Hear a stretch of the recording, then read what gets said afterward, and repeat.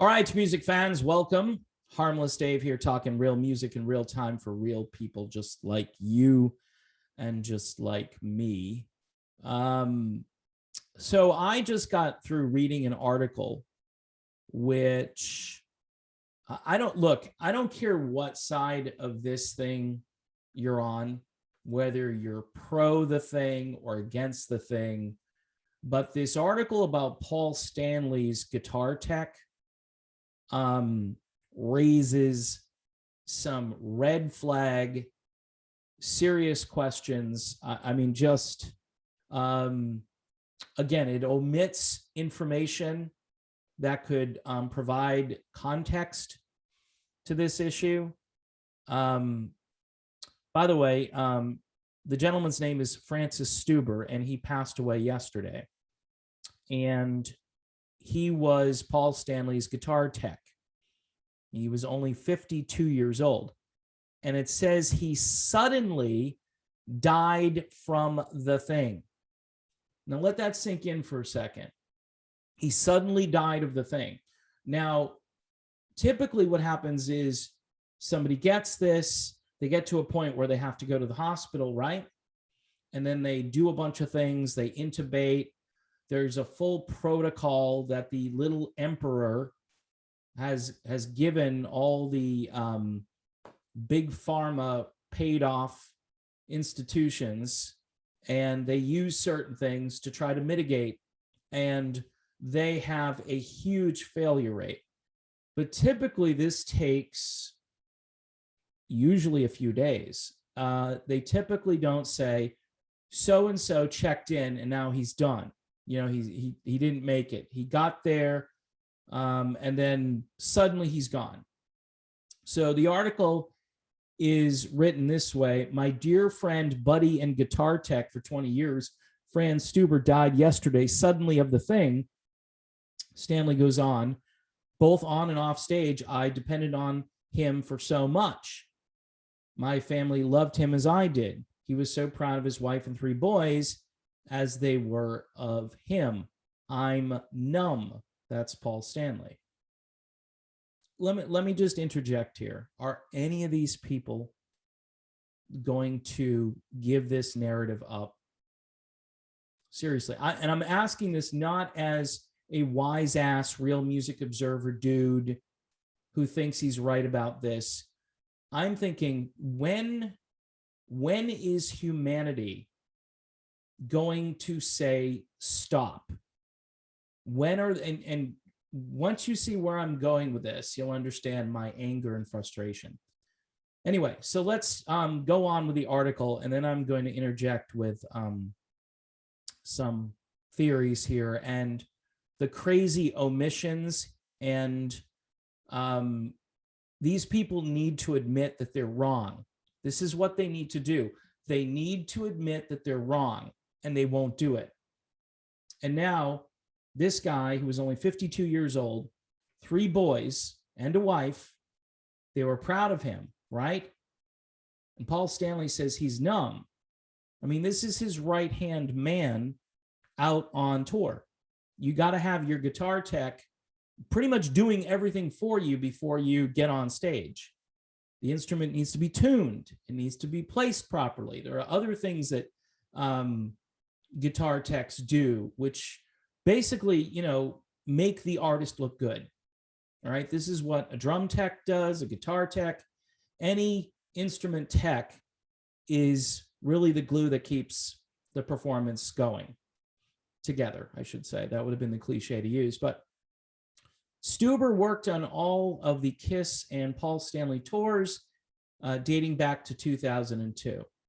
He even took the stage with the band during Gene Simmons' Family Jewels episode, where Kiss performed for the troops and was on hand when Stanley cut his album called Live to Win back in 2006. He's worked with Heart, he's worked with The Offspring, and he's worked with REO Speedwagon. This guy was real close to Paul Stanley. So here's where the article goes as far as trying to piece this together without actually saying it. Okay, copy and paste. So last month, Kiss announced rescheduled tour dates after the band was forced to postpone 5 shows because Stanley and Simmons both tested positive for the thing. Simmons gave credit in saying, good thing I did the thing because, my symptoms were minimal. By the way, Paul Stanley didn't say that. Paul Stanley, in one article, said the thing kicked his ass. Those were his words. Okay, so I am just stating what he said. Gene, not so much. Gene, it was like a walk in the park. Thank goodness. See, Gene was so invested in, toting that line, he ignored what happened to his bandmate and said, well, I was fine. This is easy. Good thing I did what I was supposed to do, right? Now, based on how dogmatic these guys were, right, that everybody do the thing. And what I'm about to read kind of proves that Mr. Stuber most likely did do the thing. I can't imagine him being Paul Stanley's right-hand man not doing the thing. Simmons wrote again, I did it and the effects are minimal. If you've done the thing twice, you'll come off much brighter, he says. If you do your research, you'll come off brighter. Okay. In a recent social media post, Kiss said the whole band, okay? So good for this article for at least copying and pasting stuff, but they're not saying it out loud. They're not directly doing the connection. They're not making the connection, because if they made the connection out loud, they would probably be in a lot of trouble. The powers that be would probably ban or outlaw their post. Here's what they said. In a recent social media post, Kiss said the whole band and crew have been fully thinged. Members of Kiss and their crew have operated in a bubble independently to safeguard everyone as much as possible. These guys took every last little emperor precaution. The tour also has a safety protocol officer on full-time staff that is ensuring everyone is closely following the little emperor's guidelines. And of course, I'm doing my own editing. So again, let's do a little, I don't know, what do you want to call it? Hypothesis, or what you would call connecting the dots, I guess, because it's really not hard to do here. So the word suddenly, I think, is a key thing in this article. Fran Stuber died yesterday suddenly of the thing. He died suddenly. Now, again, you don't typically die suddenly of this. You don't. I mean, I guess it might happen, but that's not typically what you hear. You hear they lost a long battle, because your symptoms, they go from bad to worse in stages. And rather than doing treatment, I think what happens in the hospital is kind of like throwing gasoline on a fire. That's my own personal opinion based on the things I've read and the research I've done. You can do your own research on this, and I would encourage you to do it. This particular article that blows my mind, because the word suddenly is in there, and that doesn't make any sense. So what's my theory? Well, the theory is Fran Stuber did the thing, right? He did the thing. Did the thing cause the word suddenly to appear here? You know where I'm going with this. Because the thing that he contracted, right, wouldn't cause the word suddenly to be in there, because that's not typically how it goes. Now, again, I'm not saying it can't happen suddenly, but because according to everybody, there's nothing you can do about the problem yourself. There's nothing you can do, hence the need for the thing, because we had to rush that thing to market because there's no alternative, wink, wink. There's no alternative to what is being provided by this miracle that is not a miracle at all. And this article, I think, proves that. And these people won't admit that they're wrong. They won't admit, they won't change course. They won't write in the article the word suspicious or just say, uh-oh, this isn't supposed to happen. Why is this happening? Now, the fact that the writers of the article did the cut and paste about the entire crew having done the thing, and this guy suddenly is no longer here, all right? There are two possibilities. One possibility is obviously the thing that Fran didn't work, all right? They didn't say that in the article, but that's one possibility.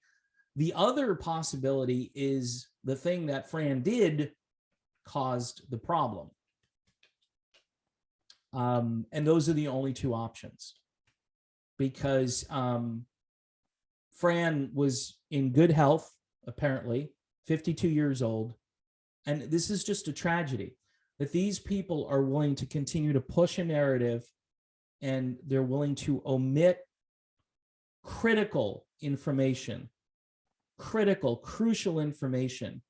Because if people find out the truth, they're going to go hog wild. They're going to go nuts, because they're going to say, but you said if I did this, I could get my life back. And in this case, Franz Stuber did not get his life back. He lost his life. So and maybe they shouldn't have published this. I'm sure they had to, though, because this guy was important to Paul Stanley. Paul Stanley says, I'm numb. Paul, will you admit something, anything? Just say, look, Fran did all this stuff. So we need to go back to what? The drawing board?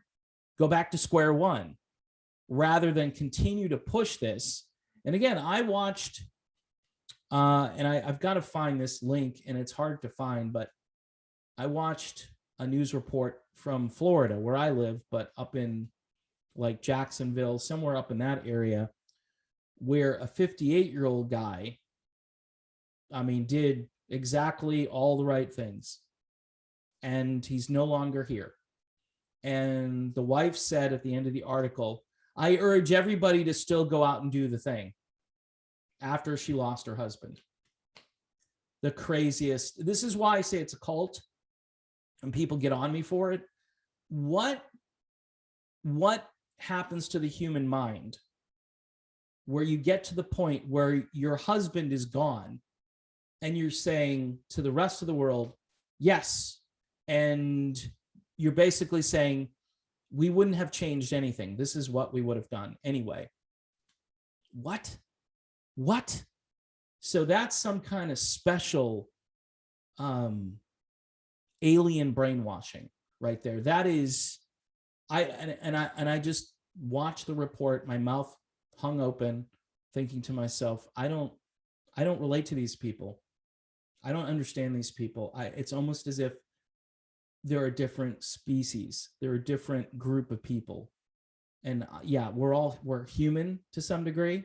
I don't know if doing the thing creates that problem. I mean, I know people who are patrons who told me, they did what they did. And I'm like, that's fine. That's your choice.